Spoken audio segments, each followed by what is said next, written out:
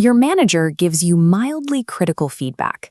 Suddenly, you feel 9 years old, small, ashamed, and certain you're about to be abandoned.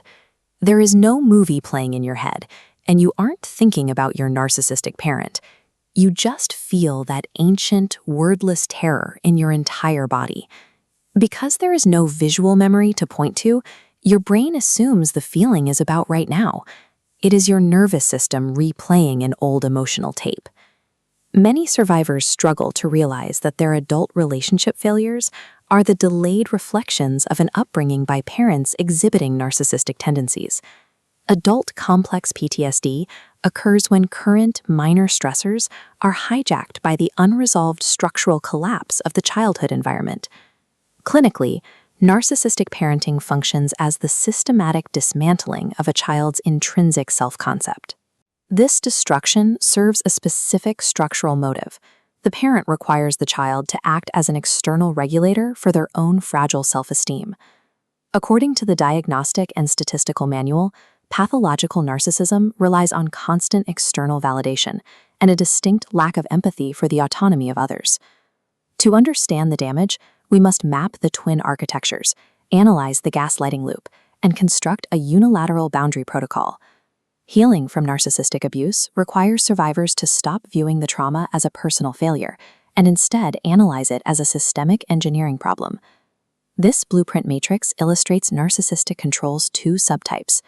The grandiose architecture utilizes authoritarian style for rigid control, where love is performance-based.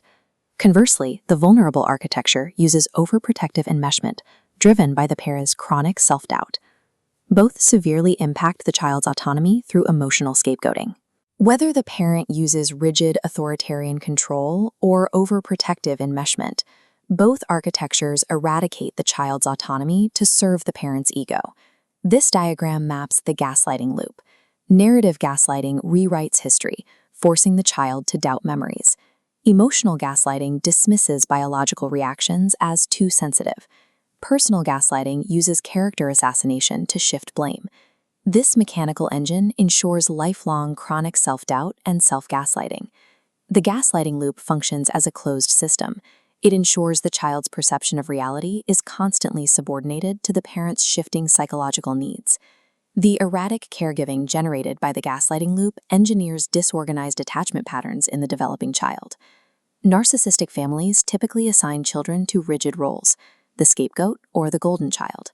The golden child is often more severely traumatized internally. Their true identity is completely engulfed and absorbed into the parent's ego boundary to reflect the parent's required glory. Survivors often associate love with strict conformity and performance. In adulthood, this manifests as intense fears of abandonment and a tendency to enter relationships that mirror childhood dysfunction. Adult relationship failures in these survivors are the direct result of the successful, long-term execution of their parents' original programming. Recovery begins with accepting that a narcissistic parent's reality distortion loop cannot be reasoned with. Confrontation and demanding accountability are ineffective strategies. They trigger protests, blame shifting, and escalation from the parent. This diagram illustrates the boundary architecture: unilateral safety limits built to protect your peace. You deflect manipulation using language like, "I hear you, but that wasn't my experience." The golden rule states, boundaries are limits protecting the adult child's peace, regardless of the parent's response. The ultimate goal of recovery is to relocate the locus of your reality back into your own nervous system. Identifying systemic controls, whether grandiose or vulnerable, allows you to depersonalize the abuse and break the cycle. You must stop trying to regulate the parent's broken psychological system and focus entirely on your own stabilization. True healing is the transition from acting as a structural extension of a parent's ego into becoming a standalone, autonomous human being.